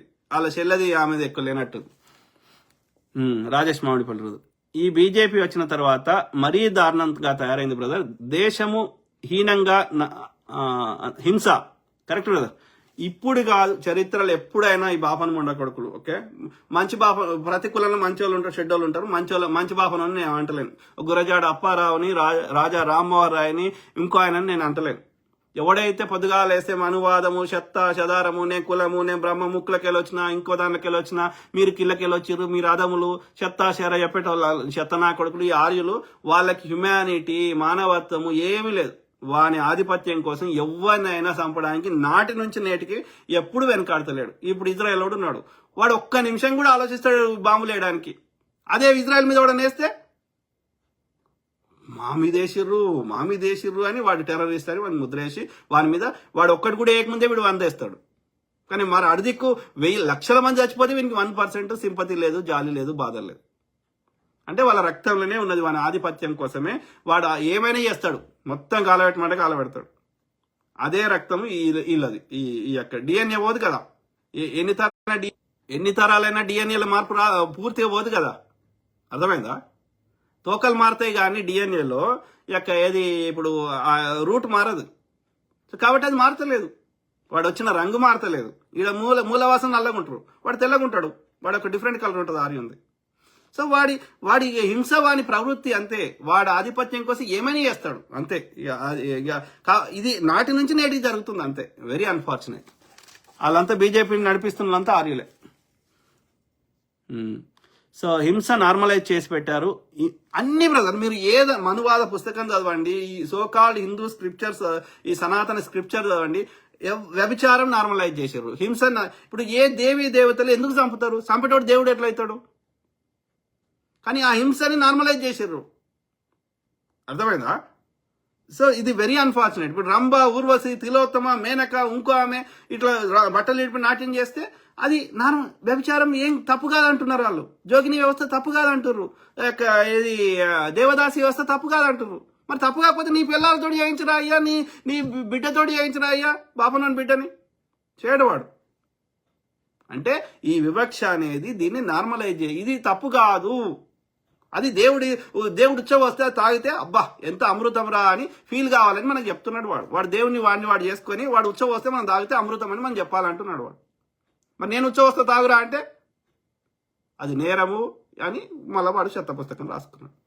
వాని దోపిడీని, వాని ఆధిపత్యాన్ని, వాని వివక్షని అది దట్ ఈస్ అట్లనే వాడు బ్రహ్మ అనేటువంటి అట్లా ఉట్టించిండు. కాబట్టి నువ్వు ఇట్లా అంటే వాడి ఆధిపత్యానికి వాడు స్టాంప్ వేస్తున్నాడు, ముద్ర వేస్తున్నాడు, రాజముద్ర. మన ఎడ్డి నా కొడుకులకి మనకు అర్థమవుతలేదు ఎంత చెప్పినా. Very unfortunate. సో నార్మలైజ్ చేసి పెట్టారంతా. చట్టాన్ని చేతిలోకి తీసుకోవడం కూడా శిక్షలు వేయట్లేదు. శిక్షలు ఎందుకు వేయట్లేదు? ఎందుకంటే వీడు దోసుకున్న నెలకెళ్ళి వాడిని చిల్లర ఇస్తాడు కాబట్టి అంతే. ఇక అది అంతే. ఇక లేదంటే వాడిని చంపుతామని వాడిని బెదిరిస్తే ఏం చేస్తాడు? వాడైనా శిక్షలు ఇస్తాడు. వెతికి క్రిమినల్స్ని. అందుకే అంటున్నా, నేను ఏమంటున్నా అంటే ఈ రాజకీయ నాయకుల నుంచి ఈ డిపార్ట్మెంట్స్ యొక్క కంట్రోల్ తీసేయాలి. పోలీస్ డిపార్ట్మెంట్, న్యాయ వ్యవస్థని, వాళ్ళకి సంబంధించిన నిర్ణయం చేసే వాళ్ళు, ఎలక్షన్ కమిషన్, వీళ్ళందరినీ ప్రజలే ఎన్నుకోవాలి. ఎమ్మెల్యేని ఎన్నుకున్నట్టు, ఎంపీని ఎన్నుకున్నట్టు, ఎమ్మెల్సీని ఎన్నుకున్నట్టు, అట్లీస్ట్ గ్రాడ్యుయేట్లనే ఎన్నుకోవాలి. పోలీస్ అధికారిని, డీజీపీని, ఈ యొక్క ఎవరైతే నిర్ణయం చేసే పొజిషన్లో ఉంటారో పై అధికారులు ఎవరైతే ఉంటారో వాళ్ళని ప్రజలే ఎన్నుకోవాలి. వాడు మంచిగా పని చేయకపోతే వాడిని తీసేసి పక్క పెట్టి ఒక 1 year చూసి 1 year లోపల వాడు మంచిగా చేయకపోతే ఇంకొని ఎన్నుకుంటారు. భయం అనేది ఉంటుంది ప్రజలు ఎన్నుకుంటే. కాబట్టి ఆ వ్యవస్థలు మార్చాలి. అందుకు తగ్గట్టుగా చట్టాల కోసం కొట్లాడాలి మనం. లేకపోతే ఆ రాజకీయ నాయకులు వాళ్ళందరూ గుడిపుటాన్ని తయారై వీడిచ్చే పైసలు వాడు దోసుకొని కథం. ఎవడు పైసలు ఎక్కువ ఇస్తే వాడిని పాట పాడుతున్నారు. Very unfortunate. బలవుతుందెవరు? పేద సామాన్యులు, ఎలాంటి డబ్బులు లేని వాళ్ళు, ఇన్ఫ్లుయెన్స్ లేని వాళ్ళు బలవుతున్నారు రెడ్డి కోదల లెక్క. మరి వీళ్ళ సంఖ్య జనాభా ఎక్కువ, వాళ్ళ జనాభా తక్కువ దోసుకుంటోళ్ళది. సో ముఖ్యమంత్రిగా చేస్తున్నారు, ఒక సందేశం ఇస్తున్నారు యువతకి. ఇది జైలుకు వెళ్ళిన మేము పూలమాలతో తీసుకొస్తామని అంతా అదే బ్రదర్. బీజేపీ అంత దరిద్ర పార్టీ భూమి మీద లేదు. కాకపోతే జడ్డి జనాలకు అంత తొందరగా వాస్తవాలు ఎక్కుతలేవు దిమాక్లా. మనం అర్థం చేయాల్సిన అవసరం ఉంది. ఓకే, వాడు ఇవన్నిటి నుంచి దృష్టి మరల్చడానికి మతం తీసుకొని కులం ద్వారా ఎందుకంటే వీళ్ళందరినీ కంట్రోల్ చేయాలని చెప్పి కులాల ద్వారా విడగొట్టిండు. ఓకే, ఈ మతం ద్వారా 10 మందిని చూపెట్టి 90% ఓట్లు కావాలని అడుగుతుండు. నువ్వు ఇది కట్టినావా అది కట్టినావా అంటే జై శ్రీరామ్ అనుకుంటూ పోతున్నాడు. నీ దోసుకున్న దాని దృష్టి మరల్చుంది. ఎడ్డి జనాలేమో ఎడ్డోళ్ళకు అంత ఎక్కువ మంది ఏం లేరు, కానీ వాడు మోసం చేసి ఇది చేస్తున్నాడు. ఓకే, కానీ మనము we need to educate people. జనాల్ని ముచ్చట అర్థమయ్యేటట్టు చెప్పాలి. చెప్తే వాడి దోపిడీని ఆపే ప్రయత్నం చేస్తారు. డబ్బుల దోపిడీ కావచ్చు, ఓట్ల దోపిడీ కావచ్చు. ఓకే, ఎందుకంటే దక్షిణాదిలో అట్లా చేస్తారు కాబట్టి వస్తలేడు వాడు. ఉత్తరాదిలో వాళ్ళు ఎడ్డోళ్ళు ఎక్కువ ఉన్నారు కాబట్టి వాడు వస్తున్నాడు మోసం చేసి. సునీల్ రెడ్డి లేగా. Yes, it's true, correct brother. So అది మిత్రులారా, ఐ కీప్ టాకింగ్, మాట్లాడుతూనే ఉంటా, ప్రతి అంశం మీద అవగాహన చేస్తా, అట్లనే మీ తరఫున వాయిస్ ఇస్తా. అందరూ బాగుండాలి, అందులో మనం ఉండాలి. ప్లస్ ఈ కులాలకి మతాలకు అతీతంగా, ఓకే, నేరం చేసేటోడికి కులం ఉండదు, మతం ఉండదు, జాతి ఉండదు, లింగం ఉండదు. అంటే ఇప్పుడు ఆడవాళ్ళు అంటే ఆడవాళ్ళనే గుడ్డిగా సపోర్ట్ చేస్తారు. ఆడవాళ్ళలో కూడా మంచోళ్ళు ఉంటారు, ఆడవాళ్ళలో కూడా చెడ్డోళ్ళు ఉంటారు, మగవాళ్ళ సేమ్ పరిస్థితి. కాబట్టి ఈచ్ కేస్ ఈజ్ డిఫరెంట్. కాబట్టి డోంట్ జనరలైజ్ థింగ్. ఓకే, ఇప్పుడు ఒక తెల్ల మీద అట్లా బట్టలు వేసుకుంటే అందరు తెల్లలు మనం అనలేం కదా. Please don't generalise. ఒక ఇండియన్ తప్పు చేస్తే అందరు ఇండియన్స్ అనకూడదు కదా. కాబట్టి నేను ఏమంటున్నా అంటే each case is different, each person is different. వాడు పెరిగిన వాతావరణము, వాడి ప్రయారిటీస్ ఉంటాయి. కాబట్టి కేసును బట్టే మాట్లాడండి. కులాన్ని, మతాన్ని, జాతిని ఇంకోటి గుడ్డిగా తీసుకురాకండి. ఓకే, కాకపోతే కొన్ని సందర్భాల్లో వాళ్ళ కులంలో ఎక్కువ మంది దొంగలు అట్లా తయారైతే, ఆ మతంలో ఎక్కువ మంది ఒక రకంగా ప్రవర్తిస్తే మనం అనాల్సి వస్తుంది.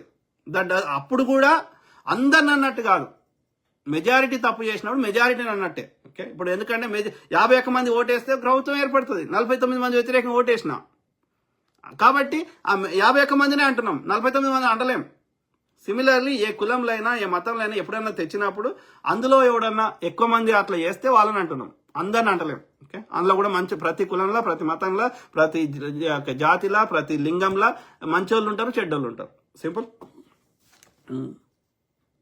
సో ఎవరు సునీల్ రెడ్డి లేగా వేరే లేడీ వల్ల నేను కూడా మోసపోయా, కేసు పెట్టా, ఇప్పటి వరకు no response. 2022 case file central railway GM అని చాలా మందిని మోసం చేసింది. పోలీసులకి దొబ్బులు ఇస్తే వారికే న్యాయం. నాకు గతం గుర్తుకొస్తుంది మళ్ళీ ఇలా. అదే బ్రదర్. సో మన దేశంలో వచ్చిన దరిద్రం ఏంటంటే ఎవరినైనా పైసలతో మేనేజ్ చేయొచ్చు, కాకపోతే ఇచ్చే అమౌంట్ మారుతుంది లెవెల్ని బట్టి. ఓకే, వాడు ఎమ్మెల్యే అయితే ఒకటి ఉంటుంది, ఎంపీ అయితే ఒకటి ఉంటుంది, ముఖ్యమంత్రి అయితే ఒకటి ఉంటుంది, కింది స్థాయి అయితే వార్డు మెంబర్ అయితే ఒకటి ఉంటుంది, పోలీసులలో కూడా కింద ఒకటి ఉంటుంది, పైన. ఇది ఈ డబ్బు పిచ్చి వాళ్ళకి వచ్చే జీతాలు, వాళ్ళకి వచ్చే రెగ్యులర్గా వచ్చేది కాకుండా ఈ చిల్లరకు ఆశపడుతున్న ఎడ్డిగాడిది కొడుకుల సంఖ్య ఎక్కువైంది. Very unfortunate. ఈ యాటిట్యూడ్ మార్చుకోవాలి. డబ్బులే అన్నిటికీ పరమావధి కాదు. ఒకవేళ డబ్బులే కావాలనుకుంటే మంచి దారులు ఉన్నాయి, అడ్డదారులు వద్దు అనే కామన్ సెన్స్. మనము ఎవరికైనా ఏమైనా చేస్తే మనకెవరైనా అది చేస్తే నచ్చంది మనం ఇంకొరికి చేయకూడదు. Common sense. నాకు ఇచ్చితే నొప్పి అవుతుంది అన్నప్పుడు నేను ఇంకొనికి ఇచ్చొద్దు, ఎందుకంటే నాకు నొప్పి అయింది వానికి కూడా నొప్పి అవుతుంది నేను ఇస్తే. అంతే. ఈ కామన్ సెన్స్ ఉంటే ఎందుకు చేస్తాడు వీడు? ఇప్పుడు నీ దగ్గర లంచం తీసుకుంటే నువ్వు కొట్లాడు, కానీ నువ్వు వేరే వాళ్ళ దగ్గర లంచం తీసుకుంటున్నావు అంటే యు ఆర్ నార్మలైజింగ్ ఇట్. మరి అంటే ఇప్పుడు ఏమవుతుంది? ఇవి ఏ ఇన్ఫ్లుయెన్స్ లేని వాళ్ళు, ఏ చదువుకోని వాళ్ళు, ఏ అమాయకులు వాళ్ళు బలవుతారు. వాళ్ళ సంఖ్యనే ఎక్కువ ఉన్నది కదా. అంటే ఇట్లనే ఉంచుదామా? 90% మందిని పేదరికంగా అడుక్కునేటట్టు నుంచి ఒక 5 మందో 10 మందో సుఖపడతాం, వాళ్ళ కష్టార్జితాన్ని దోసుకొని సుఖపడతాం అంటే దాన్ని అభివృద్ధి అనరు కదా. ఇప్పుడు నా చెయ్యి ఇంత పోటుగా పెరిగింది, నా చిన్నప్పుడు చూస్తాను బోధకాలని ఇట్లా దొడ్డు కాలు ఇట్లా తిరిగేది. సో అది ఏమవుతుంది? ఇప్పుడు ఆ కాలు దొడ్డుగా అయితే దాన్ని రోగం అంటారు, దాన్ని అభివృద్ధి అనరు. శరీరం మొత్తం అభివృద్ధి జరిగితే అభివృద్ధి అంటారు. అట్లనే సమాజంలో అన్ని సామాజిక వర్గాలు అందరు అభివృద్ధి జరిగితే దాన్ని అభివృద్ధి అంటారు. ఒకరో ఇద్దరో 5గురో అభివృద్ధి జరిగితే దాన్ని అభివృద్ధి అనరు. ఆ సమాజం అభివృద్ధి అనరు దాన్ని. అర్థమైందా? రాజుల కాలంలో కూడా, బ్రిటిష్ కాలంలో కూడా భూస్వాములు, దొరలు కొన్ని అగ్రకులాలు మంచిగానే ఉండే. 99% మంది పేదరికంలో చచ్చిపోయారు. కాబట్టి అది కాదు కదా అభివృద్ధి అంటే, అది కాదు కదా డెవలప్మెంట్ అంటే. అందరూ బాగుపడితే అది బాగుపడ్డట్టు కదా. కాబట్టి నేను ఏమంటున్నా అంటే, అయ్యా నీకు జీతం సరిపోకపోతే అడుక్కోరా అయ్యా, నా జీతం పెంచమని అడుక్కో. నీకు ఎంత ఖర్చులు ఉన్నాయి, ఇన్ఫ్లేషన్ ఎంత పెరిగింది, దాన్ని బట్టి నీ జీతం పెంచుతారు, తప్పేం లేదు. కానీ దానికి ఒక పద్ధతి ఉంటుంది. నువ్వు పోనీ కాంట్రాక్ట్ చేస్తే, నీకు మంచిగా వర్క్ చేస్తే నీకు ఇంకో 10% అడుక్కో, దానికి లీగలైజ్ చేస్తారు. దానికి నువ్వు మంచిగా మెయింటైన్ చేసి 10 years వరకు దానికి అట్లీస్ట్ 10 or 20 years దాకా దానికి క్రాక్స్ రాకుండా దాని మెయింటెనెన్స్ నువ్వే మెయింటైన్ చేసి దాన్ని మంచిగా చూసుకుంటే నీకు అదనంగా ఇంకో 10% అడుక్కో, నీ కాంట్రాక్ట్ కాకుండా ఇస్తారు. దానికి పద్ధతి ఉంటుంది దేనికైనా. కానీ అలా పెట్టాల్సింది మినిమం పెట్టకుండా దాన్ని నాశనం చేసి మొత్తం దోసుకొని మళ్ళా కట్టడానికి మళ్ళీ పైసలు ఖర్చు చేసి మొత్తం వ్యవస్థలని దోసుకుంటా నాశనం చేస్తా అంటే దేనికైనా ఒక పద్ధతి ఉంటుంది కదా. నీకు సరిపోకపోతే, నీకు కడుపు నిండకపోతే అడుక్కో, ఇస్తారు. నీకు ఎంత కడుపు నిండుతుందో అంత పెడతారు, నీకు లేకపోతే ఇంత పెడతారు. ఇప్పుడు భోజనానికి పోతాం, ఫంక్షన్ కాడికి పోతాం, నీకు ప్లేట్లు అయిపోతే మళ్ళీ పెడతారు, నీ కడుపు నిండదాకా పెడతారు. కానీ మొత్తం ఎత్తుకోయి దాచిపెట్టుకుని వేరే వాళ్ళు తినకుండా చేస్తే వండింది అందరి కోసం కదా, నీ ఒక్కరి కోసం కాదు కదా. కామన్ సెన్స్ అనేది అవసరం. ఈ కామన్ సెన్స్ లేదనే మన ఇండియన్స్ని వియత్నాంలో షాపులకు రానిస్తలేరు. ఎందుకంటే అడి పోగానే వాడు పెట్టేదే తక్కువ పెడతాడు, ఎందుకంటే కస్టమర్ రావాలని, వాడు అమ్ముకోవాలని, ఒక 2 రూపాయలు అమ్మొచ్చిన సాలని వాడు పెడతాడు. వీడు పోయి బేరం చేస్తాడు. బేరం చేస్తున్నారని వాళ్ళు రానిస్తలేరు. థాయిలాండ్ ఇండియన్స్ రావద్దు అంటున్నారు వాళ్ళ షాపులకి. వాడు 10 రూపాయలు పెడితే వీడు రూపాయి అడిగితే ఎవడిస్తాడు? నీతో టైం వేస్ట్ ఎందుకు నాకు? ఇండియన్స్ రానే రావద్దు అంటున్నారు. నేపాల్లో రోడ్డు మీద వాడు పాన్ ఉంచిండ్రు. పాన్ ఉంచితే బిస్లరీ వాడు తాగే వాటర్ ఉంటాయి కదా, బిస్లరీ వాటర్, దాంతో అలా పోసి కడిపిస్తున్నారు. ఇంకా మన దేశంలో అయితే ఇప్పటికీ ఊర్లలో అయితే 6 బయట వాళ్ళు ఉన్నారు. ఈవెన్ ముంబైలో ఆడ సముద్రం ఉంటుంది, సముద్రం పక్కకే అయిపోతుంటారు. ఏంది అవి? మన ఆ నీళ్ళనే మళ్ళీ స్నానం చేస్తారు, ఆ నీళ్ళనే అన్ని వేరే యూస్ఫుల్ పనులు కూడా చేస్తారు.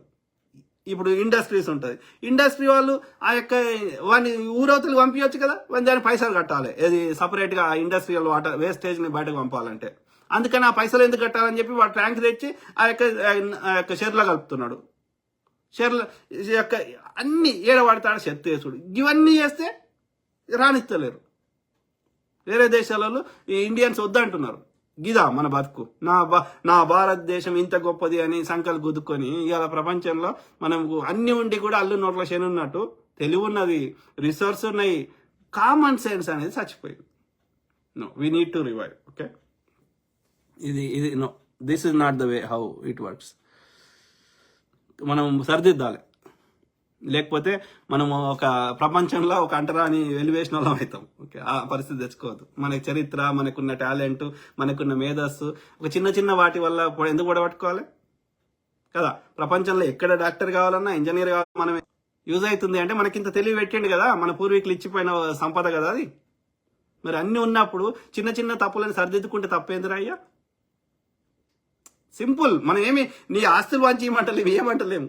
మంచి బట్టలు వేసుకో, సెంట కొట్టుకో, ఒక శుచి శుభ్రత మెయింటైన్ చేయి, రోడ్ల మీద ఏడబడతా ఉచ్చబోయకు, ఏడబడతా ఆడ చెత్త వేయకు. ఇవే కామన్ సెన్స్ మాటలు చెప్తున్నాం. గాయ అయినా నా ప్రవర్తన మార్చుకోవడానికి బాగా ఎందుకు నొప్పి అవుతుందో నాకు అర్థమవుతలేదు. సో సతీష్, ఇప్పుడు మన దేశంలో చిన్నవి అనిపిస్తున్నాయి. అవే ఏం చేస్తున్నారు, వేరే దేశంలో చేస్తున్నారు, దొరికితే 10 ఏళ్ళు, 5 ఏళ్ళు, 2 ఏళ్ళు, ఏడాది శిక్షలు వేస్తున్నారు. ఎవరినైనా మేనేజ్ చేయొచ్చు అని. ఇది ఇప్పుడు మన బ్రెయిన్ సిస్టమ్ ఎట్లా పనిచేస్తుంది, న్యూరల్ నెట్వర్క్స్, ఇది ఏం ఫామ్ చేసినామో ఆ న్యూరల్ నెట్వర్క్స్ అట్లనే ప్రవర్తిస్తాం.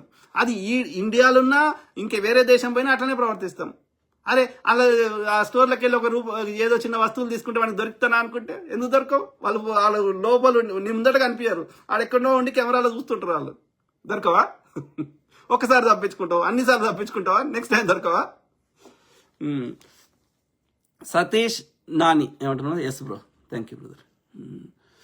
సో ఉన్నది ఉన్నట్టు మాట్లాడితే వ్యతిరేకమే బ్రో. ఎవరనే వ్యతిరేకించండి బ్రదర్. ఓకే, ఎంతమంది వ్యతిరేకిస్తే, నిజాన్ని అంగీకరించకపోతే అంతమందికి ఆ నేర ప్రవృత్తి ఉంది అని అర్థం. లేకపోతే అంతమంది అడ్డదారులు వెతుక్కుంటున్నారు అని అర్థం. అంటే ఎక్కువ చెడిపోయింది అని అర్థం. నిజాన్ని అంగీకరిస్తున్నావు అంటే ఓకే, అయితే నువ్వు మార్పు కోరుకోవాలనుకుంటున్నావు, లేకపోతే నువ్వు నిజాయితీగా ఉన్నావు అని అర్థం. అట్లీస్ట్ నీ లోపల పరివర్తన వచ్చింది. ఓకే, తెలుసో తెలియకో మిస్టేక్ జరిగింది, బట్ ఇక నుంచి నేను సరిదిద్దుకుంటా అన్న వాళ్ళు నిజాన్ని అంగీకరిస్తారు. ఇక నుంచి ఓకే అయిపోయింది, తెలుసో తెలియకో లేకపోతే ప్రలోభానికి గురయ్యో నేను తప్పు చేసిన, కానీ ఇక నుంచి నేను సరిదిద్దుకుంటా. అది ఆత్మ విమర్శ లేకపోతే ఆత్మజ్ఞానం వచ్చింది, దాన్ని అప్రిషియేట్ చేస్తాం. లేదు ఒరిజినల్ నుంచి మంచిగున్న వాళ్ళు అప్రిషియేట్ చేస్తారు. ఎక్కువ మంది మనం నిజం చెప్తుంటే తట్టుకోలేకపోతున్నారు అంటే ఎక్కువ సమాజంలో ఎక్కువ మంది చెడిపోయారు అని అర్థం. అంతే, వాళ్ళు మార్చుకోవడానికి సిద్ధంగా లేరు అని అర్థం. వాళ్ళని చూసి జాలిపడడం జరుగుతుంది. దాంతోపాటు టెక్నాలజీ పెంచేసి ఆ దొంగ దొరికేటట్టు చేసి శిక్షలు కఠినంగా వేయడం జరుగుతుంది. ఎందుకంటే వాళ్ళు మెల్లగా చెప్తున్నారు, మారరు కాబట్టి. అర్థమైందా? సో ఏది ఏమైనా నిజం మాత్రమే చెప్తాం. నిజం చెప్పడం వల్ల తృప్తి వస్తుంది, నిజం చెప్పడం వల్ల మార్పు వస్తుంది. నిజంలో బతకడమే అది కరెక్ట్ పద్ధతి. నిజంలో బతుకున్నవాడు వాడు సంతృప్తిగా ఉండలేడు. డ్రగ్స్కి, ఆల్కహాల్కి, ఇక అన్ని అడ్డమైన ఈ స్ట్రెస్ నుంచి రికవర్ కావడానికి వాడు అడ్డమైన అలవాట్లు చేసుకొని 50 ఏళ్ళకే ఆడు చచ్చిపోతాడు. కాబట్టి నిజమే చెప్పాలి, అడ్డదారులు వెతుక్కోకూడదు. సతీష్ నాని ఏమంటున్నారు? మీ వీడియోస్ చూసేవాడిలో నేను ఒక్కడిని bro. Thank you brother, thank you. ఎందుకంటే నాకు ఎలాంటి వెస్టెడ్ ఇంట్రెస్ట్ లేవు. నాకు ఏదో కావాలి, నాకు కూడా వెస్టెడ్ ఇంట్రెస్ట్ ఉందనుకో, అంటే నాకేదో స్వార్థ ప్రయోజనం ఉందనుకో, నా మాట్లాడే విధానం మారిపోతుంది. ఎందుకంటే నా స్వార్థ ప్రయోజనం తగ్గట్టుగానే మాట్లాడతా. కానీ నాకు ఎలాంటి స్వార్థ ప్రయోజనం లేదు కాబట్టి మన సమాజం యొక్క అన్ని నా కొడుకుని బిడ్డని అమెరికాకు పంపిస్తే కాదు, నా దేశాన్ని అమెరికా లాగా ఇంకో దేశం లాగా చేసుకోవాల్సిన శక్తియుక్తులు ఉన్నప్పటికీ మనం చేసుకోలేకపోతున్నాం. కారణం ఏంటంటే ఈ అడ్డదారుల వల్ల. కాబట్టి ఈ చిన్న చిన్న లోపాలను సరిదిద్దుకుంటే మన దేశం కూడా అగ్రదేశాల కంటే ఇంకా అద్భుతంగా ఉంటుంది. మనకి వాతావరణం బాగుంది, హ్యూమన్ రిసోర్సెస్ బాగున్నాయి, వేరే దేశాలకు లేని రిసోర్సెస్ చాలా ఉన్నాయి మన దగ్గర. కాకపోతే మనకి బుద్ధి లేదు, దాన్ని అడ్డదారులు వెతుక్కుంటున్నాం అంతే, యూటిలైజ్ చేసుకుంటలేం. ఓకే, కాబట్టి అందుకని నా టైం కేటాయించి మార్పు రావడం కోసం నా వంతు ప్రయత్నం నేను చేస్తున్నా. ఓకే, అట్లీస్ట్ ఒక్కరు మారినా నా కష్టంకి ఫలితం వచ్చినట్టే వస్తుంది. I can see that. Sunil Reddy లేక, yes correct boss, thank you brother, thank you to all my brothers, sisters, friends, everyone. Okay, Kadari Srinivas Kadari ఏమంటున్నారు, బుద్ధి లేదన్న, కరెక్ట్ బ్రదర్. సో ఎవరైనా సరే తోటి అన్నలకి, చెల్లెలకి, అక్కలకి ద్రోహం చేస్తా, వాళ్ళ శవాల మీద పేలాలు ఏరుకుంటా అంటే ఎవరిని క్షమించలేదు, ఏ కులమైనా ఏ మతమైనా. సింపుల్.